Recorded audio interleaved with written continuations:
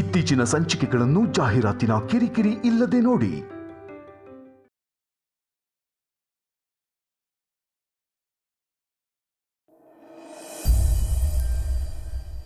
ಇದಕ್ಕೆ ನಿನಗೆ ಕ್ಷಮೆ ಇಲ್ಲ. ನಾಳೆಯಿಂದ ನೀನು ಆಫೀಸ್ಗೆ ಹೋಗೋದು ಬೇಡ.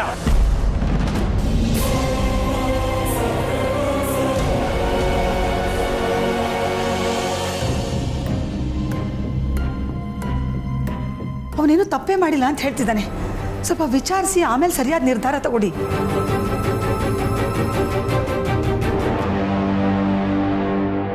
ನನಗೆ ಯಾರೂ ಸಲಹೆ ಕೊಡೋದು ಬೇಡ ಅಂತ ಆಗಲೇ ಹೇಳಿದ್ದೇನಲ್ಲ.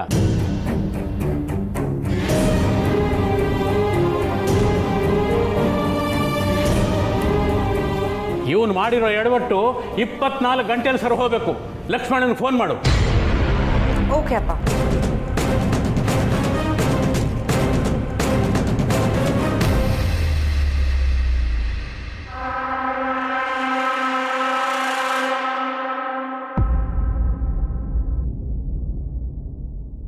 ಏನು ನೀನು?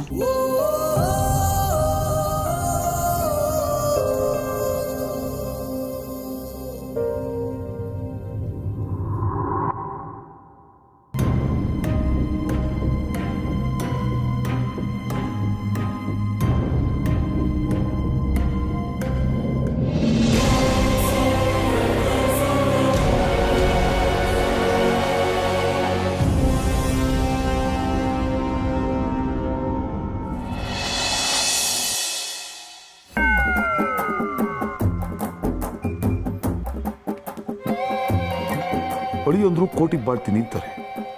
ನನ್ನ ಹತ್ರನೇ 2 ಲಕ್ಷ ರೂಪಾಯಿ ಕೇಳ್ತಾರೆ. ಹೇಗಿದೆಲ್ಲ? ಒಂದು ವೇಳೆ ಅವ್ರು ಹೇಳ್ದಂಗೆ ಅವರು ಅಕೌಂಟ್ ಲಾಕ್ ಆಗಿದೆ ಅಂತಲೇ ಇಟ್ಕೊಳ್ಳೋಣ. ಅವಾಗ ಅವ್ರು ಬೇರೆ ಯಾರ ಹತ್ರನೂ ದುಡ್ಡು ಕೇಳ್ಬೋದಲ್ವಾ? ಅಂಥ ಕಾಸಿರೋ ಎಷ್ಟೋ ಜನ ಫ್ರೆಂಡ್ಸ್ ಇರ್ತಾರೆ. ಅಳಿಯಂದ್ರು ಅವ್ರನ್ನೆಲ್ಲ ಬಿಟ್ಬಿಟ್ಟು ನನ್ನ ಹತ್ರ ದುಡ್ಡು ಕೇಳ್ತಾರೆ ಅಂದರೆ ಏನರ್ಥ?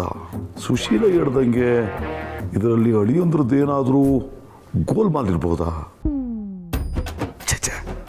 ಅಳಿಯಂದ್ರು ಅಂಥವ್ರಲ್ಲ. ಇವಳು ಒಳದ ಸುಶೀಲ, ಇವಳು ಬುದ್ಧಿ ಇಲ್ಲ, ತಡ್ಡಿ. ಸುಮ್ಮನೆ ನಾನೇ ಏನೇನೋ ಅಂದ್ಕೊಳ್ಳೋದು ಯಾಕೆ? ಅಳಿಯಂದ್ರಿಗೆ ಫೋನ್ ಮಾಡೋಣ, ಎಲ್ಲ ವಿಷಯ ಹೇಳ್ಬಿಡೋಣ.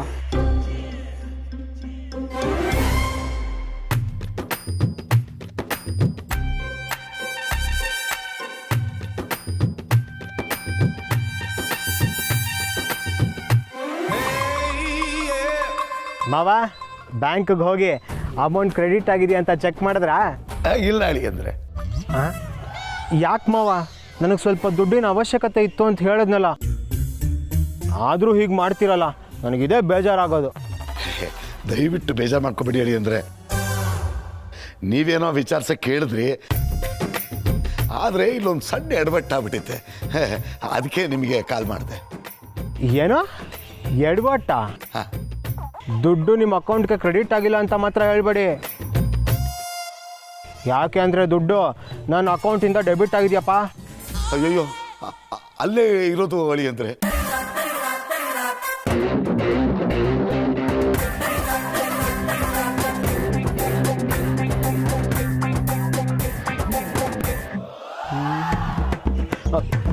ಎಂಥ ಕೆಲಸ ಆಗೋಯ್ತು ಮಾವ. ಹಾಗಿದ್ರೆ 200 ಕೋಟಿ ರೂಪಾಯಿ ನಿಮಗೆ ಸಿಗಲೇ ಇಲ್ವಾ? ಇಲ್ಲ ಅಳಿಯಂದ್ರೆ, ಅದನ್ನು ನಿಮ್ಗೆ ಹೇಳೋಣ ಅಂತ ಅಂದ್ಕೊಂಡೆ, ಆದರೆ ನನಗೊಂಥರ ಅವಮಾನ ಆಗ್ಬಿಡ್ತತೆ ಅಂತ ಹೇಳಲಿಲ್ಲ. ಆದರೆ ಇವಾಗ ಸಮಯ ಬಂತು ನೋಡಿ, ಹೇಳ್ಬಿಟ್ಟೆ. ಮೊದಲೇ ಹೇಳಿದರೆ ನಾನೇ ಏನಾದರೂ ಮಾಡ್ತಿದ್ದೆ. ಇಂಥ ವಿಚಾರಗಳನ್ನೆಲ್ಲ ಮುಂಚೆನೇ ಹೇಳಬೇಕಲ್ವಾ? ಈಗ ನೋಡಿ, ಯಾರ್ದೋ ದುಡ್ಡು ಎಲ್ಲಮ್ಮನ ಜಾತ್ರೆ, ಅವನು ಯಾರೋ ನಿಮ್ಮ ದುಡ್ಡನ್ನ ಉಡಾಯಿಸ್ತಾ ಇರ್ಬೋದು. ಅದಕ್ಕೆ ಒಂಥರ ನನ್ನ ಹೊಟ್ಟೆ ಉರಿದೋಗ್ತಿದೆ ಹೇಳಿ ಅಂದರೆ. ಛೇ, ಏನು ಮಾಡೋದೀಗ? ನನಗೆ ಬೇರೆ ಈಗ ದುಡ್ಡಿನ ಅರ್ಜೆಂಟ್ ಇತ್ತೆ. ಅಲ್ಲ ಅಡಿಗೆ, ತಮಗೆ ಎಂತೆಂಥ ಕುಬೇರ್ನಂಥ ಸ್ನೇಹಿತರು ಇರ್ತಾರೆ, ಅದು ಬಿಟ್ಬಿಟ್ಟು ನನ್ನಂಥ ಕುಚೇಲ್ನ ಹತ್ರ ಕೇಳ್ತಿದ್ರಲ್ಲ ತಾವು. ಅದು ಮಾವ, ನನಗೆ ಯಾವತ್ತು ಯಾರ ಹತ್ರನೂ ದುಡ್ಡು ಕೇಳೋ ಪ್ರಸಂಗನೇ ಬಂದಿಲ್ಲ ನೋಡಿ. ನನಗೆ ಹಾಗೆಲ್ಲ ಕೇಳೋದು ಸರಿ ಹೋಗಲ್ಲ ಮಾವ. ನೀವಾದರೆ ಫ್ಯಾಮಿಲಿ, ಜೊತೆಗೆ ನಾನು ಕೊಟ್ಟ ಹಣನೇ ನಿಮ್ಮ ಹತ್ರ ಇತ್ತು ನೋಡಿ, ಅದಕ್ಕೆ ಕೇಳಿದೆ ಅಷ್ಟೇ. ಮಾವ, ನೀವು ತಪ್ಪು ತಿಳ್ಕೊಬಾರ್ದು. ಇಲ್ಲ ಬಿಡಿ, ನಾನು ಯಾಕೆ ತಪ್ಪು ತಿಳ್ಕೊಳ್ಳಿ. ಅಲ್ಲ ಅಳಿಯಂದ್ರೆ ನೋಡ್ರಿ ಪ್ರಪಂಚ ಹೆಂಗಿದೆ ಅಂತ. ಎಲ್ಲ ಇದೆ ತಮಗೆ, ಅದು ಅನುಭವಿಸೋಕ್ಕಾಗ್ತಾ ಇಲ್ಲ. ಏನು ಮಾಡೋಕ್ಕಾಗಲ್ಲ, ವಿಧಿ ಆಟ ಆಯಿತು. ಈಗ ಒಳ್ಳೇದಾಗುತ್ತೆ ಬಿಡಿ, ಎಲ್ಲ ಒಳ್ಳೇದಾಗುತ್ತೆ. ನಿಮ್ಮ ಮನಸ್ಸು ಒಳ್ಳೇದು ನೋಡ್ರಿ, ಒಳ್ಳೇದಾಗುತ್ತೆ ನಿಮಗೆ. ನಾನು ಒಂದು ಕೆಲಸ ಮಾಡಬೇಕು ಅಂತ ಇದ್ದೀನಿ, ಅದಕ್ಕೆ ತಮ್ಮ ಅಭಿಪ್ರಾಯ ತಿಳ್ಕೋಬೇಕು. ಹೇಳಿ ಬಾವ, ಏನು? ಪೊಲೀಸ್ ಕಂಪ್ಲೇಂಟ್ ಕೊಟ್ಬಿಡೋಣ ಅಂತ ಯೋಚನೆ ಮಾಡ್ತಾ ಇದ್ದೀನಿ.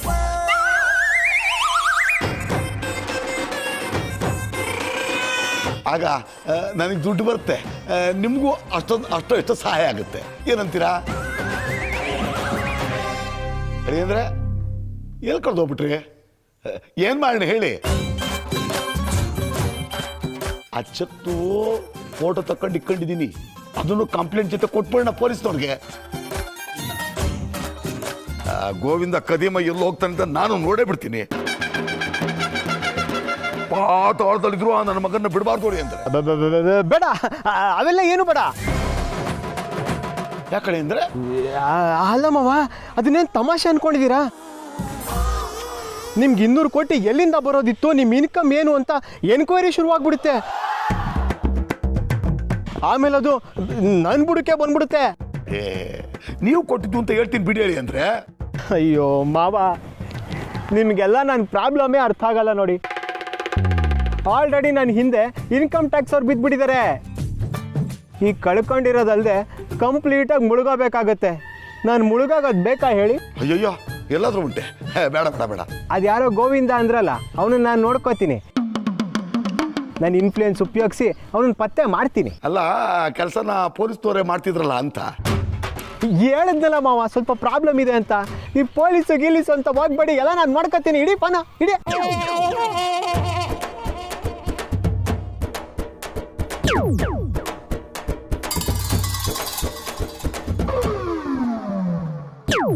ಏನು ಮಾಡೋದೀಗ?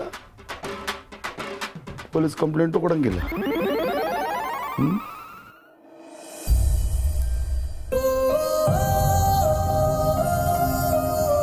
ಇವತ್ತು ಕೊಟೇಶನ್ ಬಂದಿತ್ತಲ್ಲ, ಹೊಸ ಸಪ್ಲೈಯರ್ಗೆ ಚಾನ್ಸ್ ಕೊಡಬೇಕು ಅಂತ ಹಳೆ ಸಪ್ಲೈಯರ್ ಕೊಟೇಶನ್ ರಿಜೆಕ್ಟ್ ಮಾಡಿದೆಯಂತೆ. ಹೊಸಬ್ರಿಗೆ ಚಾನ್ಸ್ ಕೊಡಬೇಕು ಅಂದ್ರೆ ಎಲ್ಲರೂ ಒಪಿನಿಯನ್ ತಗೊಂಡು ಡಿಸ್ಕಷನ್ ಮಾಡಬೇಕು. ಇದಕ್ಕೆ ನಿನಗೆ ಕ್ಷಮೆ ಇಲ್ಲ. ನಾಳೆಯಿಂದ ನೀನು ಆಫೀಸ್ ಹೋಗೋದು ಬೇಡ.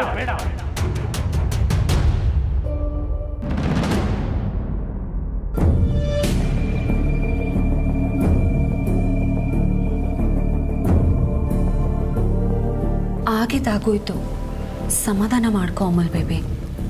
ಮುಂದೆ ಏನು ಮಾಡಬೇಕು ಅಂತ ನೋಡೋಣ. ನೀನು ಆಗಿದ್ದನ್ನು ನೆನಪಿಸ್ಕೊಂಡು ಈ ಥರ ಕೊರಗ್ತಿದ್ರೆ ಯೋಚನೆ ಮಾಡೋ ಶಕ್ತಿನ ಕಳ್ಕೊಂಡ್ಬಿಡ್ತೀಯ. ಯಾಕೆ ಸತ್ಯ, ಯಾವಾಗಲೂ ನನಗೆ ಈ ಥರ ಆಗುತ್ತೆ. ನಾನು ಮಾಡಿಲ್ದೇ ಇರೋ ತಪ್ಪು ಯಾವಾಗಲೂ ನಾನೇ ಮಾಡಿದೆ ಅಂತ ಆಗುತ್ತೆ. ಎಲ್ಲ ಟೈಮ್ ಅನ್ಸುತ್ತೆ ಅಮೂಲ್ ಬೇಬಿ. ಬಹುಶಃ ಈ ಘಟನೆಯಿಂದ ನಿನಗೆ ಮುಂದೆ ದೊಡ್ಡ ಅವಕಾಶ ಕಾದಿರ್ಬೋದಲ್ವಾ? ಏನೋ ಗೊತ್ತಿಲ್ಲ ಸತ್ಯ, ನಾನು ಇನ್ನೂ ಕಲಿತಾ ಇದ್ದೀನಿ. ನನಗೆ ಎಕ್ಸ್ಪೀರಿಯನ್ಸ್ ಇಲ್ಲದೆ ಕಣ್ತಪ್ಪಿ ಏನೋ ತಪ್ಪು ನಡೆದಿರ್ಬೋದು. ನನಗಾಗಿ ನಡ್ಕೊಳ್ಳೋಕ್ಕೆ ಒಂದು ಕಾರಣ ಇದೆ. ಆದರೆ ಅಪ್ಪ ನನ್ನ ಮಾತು ಕೇಳಿಸ್ಕೊಳ್ಳೋಕ್ಕೆ ರೆಡಿನೇ ಇಲ್ಲ. ಅಮೂಲ್ ಬೇಬಿ, ರಾಯರು ಕಂಪ್ನಿನ ಮಗು ಥರ ಕಟ್ಟಿ ಬೆಳೆಸಿದ್ದಾರೆ. ಅದರಲ್ಲಿ ಒಂದು ಚಿಕ್ಕ ಲೋಪದೋಷ ಆದರೂ ಅವ್ರಿಗೆ ಸಿಟ್ಟು ಬರೋದು ಸಹಜ ಅಲ್ವಾ? ನೀನೇ ಅವ್ರ ಜಾಗದಲ್ಲಿ ನಿಂತು ಯೋಚನೆ ಮಾಡು. ಅವ್ರ ಮಗನಾಗಿ ನೀನು ಇದನ್ನೆಲ್ಲ ಅರ್ಥ ಮಾಡ್ಕೋಬೇಕು ಅಮೂಲ್ ಬೇಬಿ.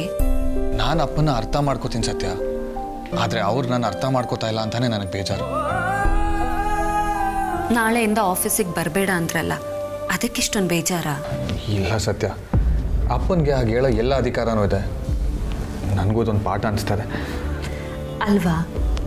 ತಪ್ಪು ಮಾಡಿದ್ರೇನೆ ತಪ್ಪು ಯಾವುದು ಸರಿ ಯಾವುದು ಅಂತ ಗೊತ್ತಾಗೋದು. ಎಡವಿದ್ರೇನೆ ನಡೆಯೋದನ್ನ ಕಲಿಯೋದು. ನಿಜ, ನಾನು ಆಫೀಸಲ್ಲಿ ಕಲಿಯೋದು ತುಂಬ ಇದೆ. ನಾನು ಅದನ್ನು ಕಲ್ತ್ಕೋತೀನಿ.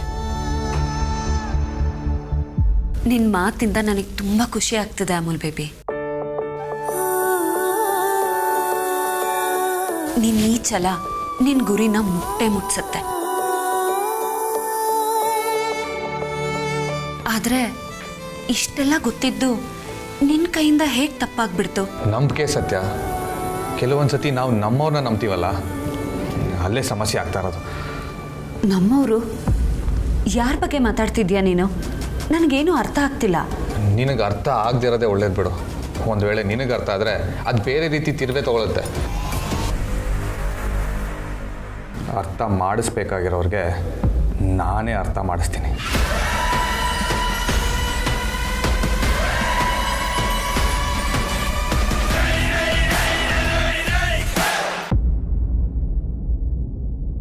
ಅಂದರೆ ನಾನು ಮಾಡಿರೋ ನಿರ್ಧಾರ ತಪ್ಪು ಅಂತೀಯಾ?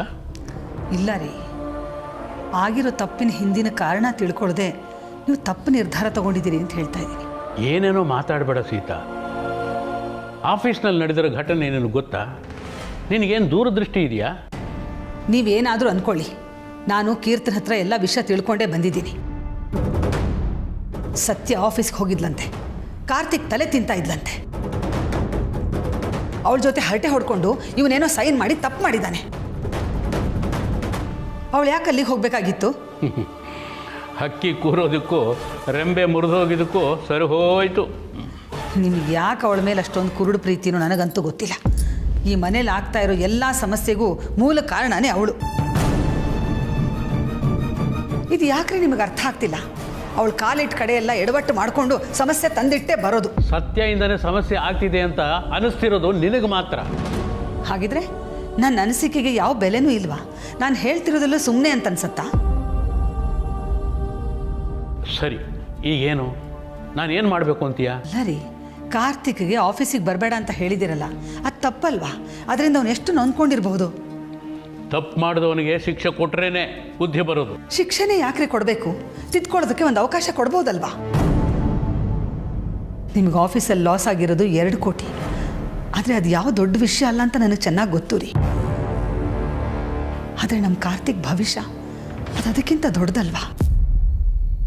ಅವನಿಗೆ ಇನ್ನೊಂದು ಸಲ ಆಫೀಸಲ್ಲಿ ಅವಕಾಶ ಮಾಡಿಕೊಡಿ. ಅವ್ನು ತಿದ್ಕೊಂಡು ಕಲ್ತ್ಕೋತಾನೆ ರೀ.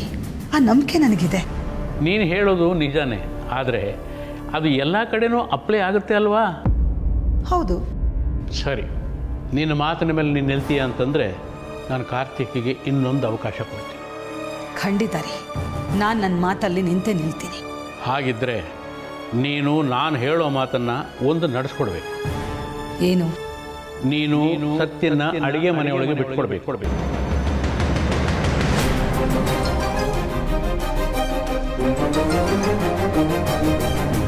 ಅವಳು ಎಲ್ಲ ಕೆಲಸ ಮಾಡೋದಕ್ಕೆ ಕಲ್ತ್ಕೋಬೇಕು.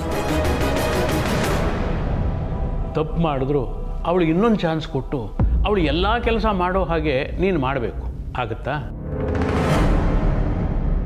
ಹಾಗಾಗುತ್ತೆ ಅನ್ನೋದಾದರೆ ಮಾತ್ರ ಕಾರ್ತಿಕ್ಗೆ ಆಫೀಸ್ನಲ್ಲಿ ಇನ್ನೊಂದು ಅವಕಾಶ ಕೊಡ್ತೀನಿ.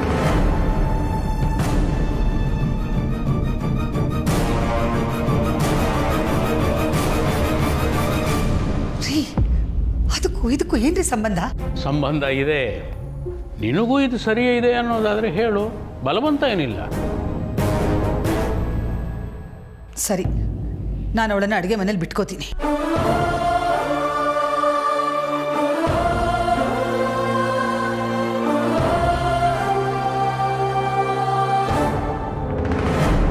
ಏನು ಹೇಳ್ತಿದ್ಯಾ ಕಾರ್ತಿಕ್?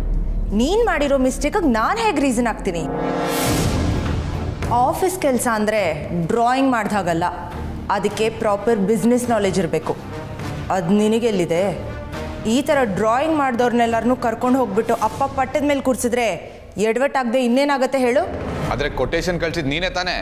ನಾನು ಕೊಟೇಶನ್ ಅಷ್ಟೇ ಕೊಟ್ಟಿದ್ದು. ಯಾವ ಕೊಟೇಶನ್ಗೆ ಸೈನ್ ಮಾಡಬೇಕು ಅನ್ನೋದನ್ನು ಇನ್ಸ್ಟ್ರಕ್ಟ್ ಮಾಡಿರಲಿಲ್ಲ. ನಿನ್ನ ಯಾವುದೇ ಥರದ ಡಿಸಿಷನ್ಗೂ ನಾನು ಇನ್ಫ್ಲೂಯೆನ್ಸ್ ಮಾಡಿಲ್ಲ ಕಾರ್ತಿಕ್. ನೀನು ನೋಡ್ಕೊಂಡು ಸೈನ್ ಮಾಡಬೇಕಾಗಿತ್ತು. ನೋಡೋಕೆ ಟೈಮ್ ಇರಬೇಕಲ್ವಾ? ನಾನು ಹೊಸದಾಗಿ ಆಫೀಸ್ ಜಾಯ್ನ್ ಆಗಿದ್ದೀನಿ, ಇನ್ನೂ ಸೆಟ್ ಆಗಿಲ್ಲ ಅಂತ ನಿನ್ಗೆ ಚೆನ್ನಾಗಿ ಗೊತ್ತು. ಸೊ ನನ್ನ ಕೈಲಿ ಎಡವಟ್ ಮಾಡಿಸಿದ್ದು ನೀನೇ. ನೀನು ಮಾಡಿರೋ ತಪ್ಪಿಗೆ ನನ್ನ ಮೇಲೆ ಗೂಬೆ ಕೂರಿಸ್ಬೇಡ ಕಾರ್ತಿಕ್. ನನಗಿದೆಲ್ಲ ಇಷ್ಟ ಆಗೋದಿಲ್ಲ. ನನಗೂ ಅಷ್ಟೇ. ಬೇರೆಯವ್ರ ಹೆಗಲ್ ಮೇಲೆ ಗುರಿ ಇಟ್ಟು ಗುಂಡು ಹೊಡಿಯೋರು ಕಂಡ್ರೆ ಇಷ್ಟ ಆಗಲ್ಲ. ನೀ ನನಗೆ ಮಾಡಿದ್ದು ಅದೇ. ಅಪ್ಪನ ದೃಷ್ಟಿಲಿ ನನ್ನ ಕೆಟ್ಟವನ್ ಮಾಡಬೇಕು ಅಂತ ಈ ತರ ಕೆಲಸ ನನ್ನ ಕೈಲಿ ಮಾಡಿಸಿದ್ಯಾ? ಅಷ್ಟು ಗೊತ್ತಾಗದಿರಷ್ಟು ಗುಗ್ಗು ಏನಲ್ಲ ನಾನು. ಯಾರು? ನಿನ್ ಹೆಂಡತಿ ಆ ಸತ್ಯ ಇದನ್ನೆಲ್ಲ ಹೇಳ್ಕೊಟ್ಲಾ? ತಮ್ಮನ್ನೇ ಅಕ್ಕನ ವಿರುದ್ಧ ಎತ್ಕಟ್ಟದ್ಲಾ? ನೋಡಕ್ಕ, ಈ ವಿಷಯದಲ್ಲಿ ಸತ್ಯನ ಎಳಿಬೇಡ. ಏನಾಗಿದೆ ಅಂತ ನನಗೆ ಚೆನ್ನಾಗಿ ಗೊತ್ತು. ಮುಂದೆ ಏನು ಆಗ್ಬಾರ್ದು ಅಂತ ಇದ್ರೆ ನಿನ್ನ ಹುಷಾರಲ್ಲಿ ನೀನಿರು. ನನಗೆ ತಲೆ ಕೆಟ್ರೆ ನಿನ್ ಕೈಲಿ ತಡ್ಕೊಳಕ್ ಆಗ್ದಿರೋ ತರ ಪೆಟ್ಕೊಡ್ತೀನಿ, ಹುಷಾರು.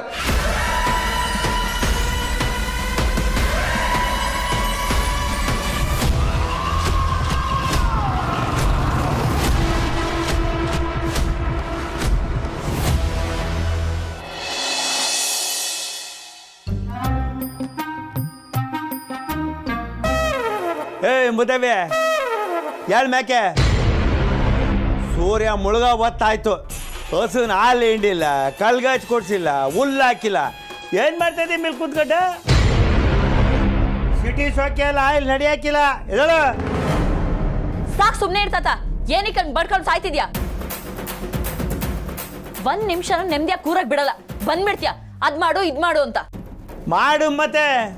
ನೀನ್ ಮಾಡದೆ ಇದ್ದಕ್ಕೆ ತಾನು ನಾನು ಬಡ್ಕತಾ ಕುಂತಿರೋದು. ಹೇಳಿಸ್ಕೊಳಂಗೆ ಯಾಕೆ ಮಡಿಕೊಂಡಿದ್ಯಾ? ಓವರ್ ಆಗಿ ಆಡ್ಬೇಡ. ನಾನೇ ನಿನ್ ಮನೆ ಆಳಲ್ಲ ಅಥವಾ ಮೆಷಿನು ಅಲ್ಲ. ನೀನ್ ಆಡ್ಸೋ ಕೈಗೊಮ್ಮೆ ಅಂತ ಅನ್ಕೊಂಡಿದ್ಯಾ?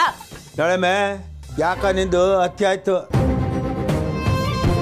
ನೋಡ್ತಾ ಇರು, ನೀನು ತಾವು ಹೆಂಗೆ ಕೆಲಸ ತೆಗಿಸ್ಬೇಕು, ನಿಂಗೆ ಹೆಂಗೆ ಬುದ್ಧಿ ಕಲಿಸ್ಬೇಕು ಅಂತ ನನಗೆ ಗೊತ್ತು. ನಿನಗೇನು ಮಾಡ್ತೀನಿ ನೋಡ್ತಾ ಇರು. ಏನ್ ಹೆದರ್ಸ್ತಾ ಇದೆಯಾ? ಹೆದರ್ಸಕ್ಕೆಲ್ಲ ಬರಬೇಡ. ನನಗೆ ಯಾರ ಭಯನೂ ಇಲ್ಲ. ಎಲ್ಲ ಬುಡ್ಡಿ ನನಗೆ ಎದುರುತ್ರ ಕೊಟ್ಟಿಯ. ನನಗೆ ಎದುರುತ್ರ ಕೊಟ್ರೆ ಏನಾಯ್ತದೆ ಅಂತ ಗೊತ್ತಾ? ಎಲ್ಲಾನು ಗೊತ್ತು, ಆದ್ರೆ ಏನು ಮಾಡಕ್ಕಾಗಲ್ಲ. ನಾಳೆಯಿಂದ ಈ ಹಳ್ಳಿಲೇ ಇರಲ್ಲ. ಅದ್ ಯಾವ ಹಳ್ಳಿಗೆ ಟಾರ್ಚರ್ ಕೊಡ್ತೀಯೋ ಕೊಡ್ಕೋ.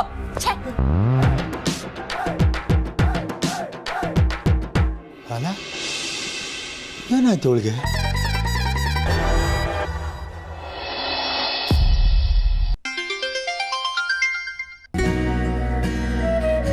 ಹಲೋ ಭಾವ, ಹೇಗಿದ್ದೀರಾ?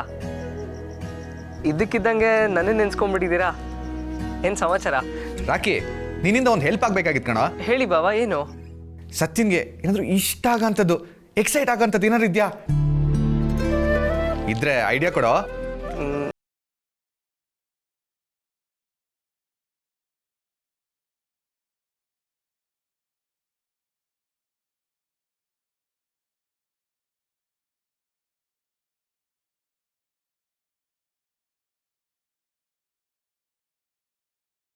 ಸ್ಪೆಷಲ್ ಡೇ ಇದ್ದಾಗ ಏನಾದ್ರು ಸ್ಪೆಷಲ್ ಆಗಿ ಮಾಡ್ಬೇಕಣ್ಣ. ಅದು ನನಗೆ ಹೊಳಿತಾ ಇಲ್ಲ, ಅದಕ್ಕೆ ನಿನಗೆ ಫೋನ್ ಮಾಡಿದೆ. ಭಾವ, ಸತ್ಯ ಫುಲ್ಲು ಮಾಸು, ಆದ್ರೆ ಫೀಲಿಂಗ್ ವೈಸು ಫುಲ್ಲು ಕ್ಲಾಸು. ಒಂಥರ ಕಲ್ಟ್ ಅಂತಾನೆ ಹೇಳ್ಬೋದು. ನಾನು ನಿನ್ಗೆ ಐಡಿಯಾ ಕೊಡು ಅಂತ ಕೇಳಿದೆ, ಮೂವಿ ರಿವ್ಯೂ ಅಲ್ಲ. ಭಾವ, ಅವಳಿಗೆ ಮೂವಿ ಕ್ಯಾರೆಕ್ಟರ್ಸ್ ಅಂದ್ರೆ ತುಂಬಾ ಇಷ್ಟ. ರಿಯಲ್ ಲೈಫಲ್ಲೂ ಫಿಲ್ಮಿಯಾಗಿ ಏನಾದರೂ ನಡಿಬೇಕು ಅಂತ ಬಯಸ್ತಾಳೆ. ಕರೆಕ್ಟ್, ನಿಜ. ಅವಳಿಗೆ ನಮ್ಮ ರಾಕಿಂಗ್ ಸ್ಟಾರ್ ಯಶು ಅಂದ್ರೆ ತುಂಬಾ ಇಷ್ಟ. ಈ ಮ್ಯಾಟ್ರ್ ಇಟ್ಕೊಂಡು ಏನಾದರೂ ಮಾಡ್ಬೋದಾ?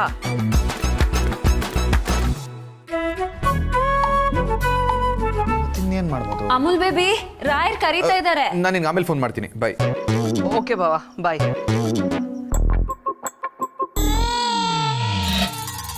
ನಾನು ಬಂದ ತಕ್ಷಣ ಯಾಕೆ ಕಾಲ್ ಕಟ್ ಮಾಡಿದೆ? ನನಗೆ ಗೊತ್ತಿಲ್ಲದಿರೋ ಹಾಗೆ ಮತ್ತೇನಾದ್ರೂ ನಡೆಸ್ತಾ ಇದೆಯಾ? ಇಲ್ಲ, ಹಾಗೇನಿಲ್ಲ.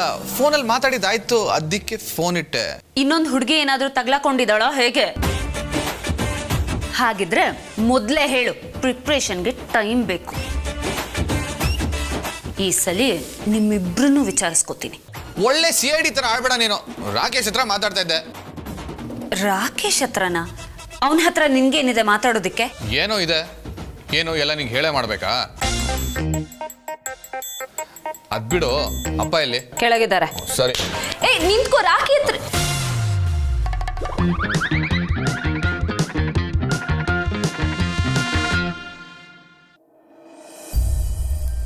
ದಿವ್ಯಾ, ನೀನು ಈ ಥರ ಮಾಡ್ಬೋದಾ? ನಾನು ಏನ್ ಮಾಡ್ದೆ?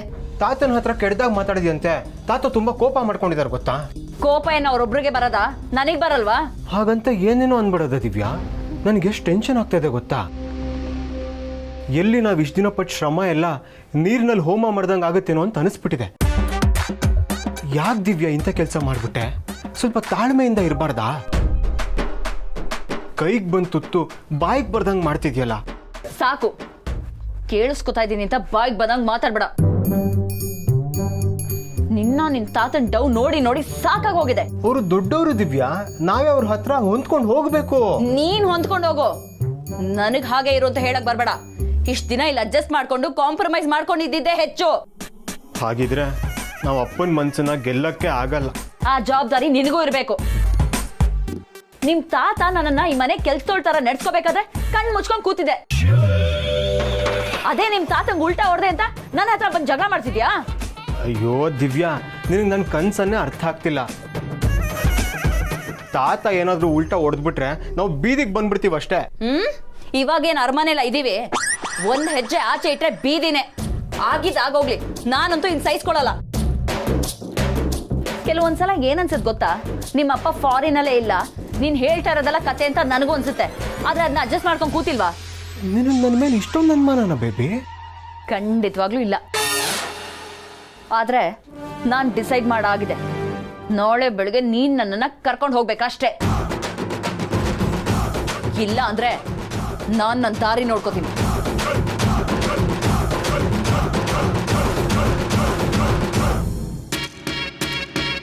ದಿವ್ಯಾ ಯಾಕೋ ಕೈ ತಪ್ಪು ಹೋಗ್ಬಿಟ್ಲು ಅಂತ ಅನಿಸ್ತಾ ಇದೆ.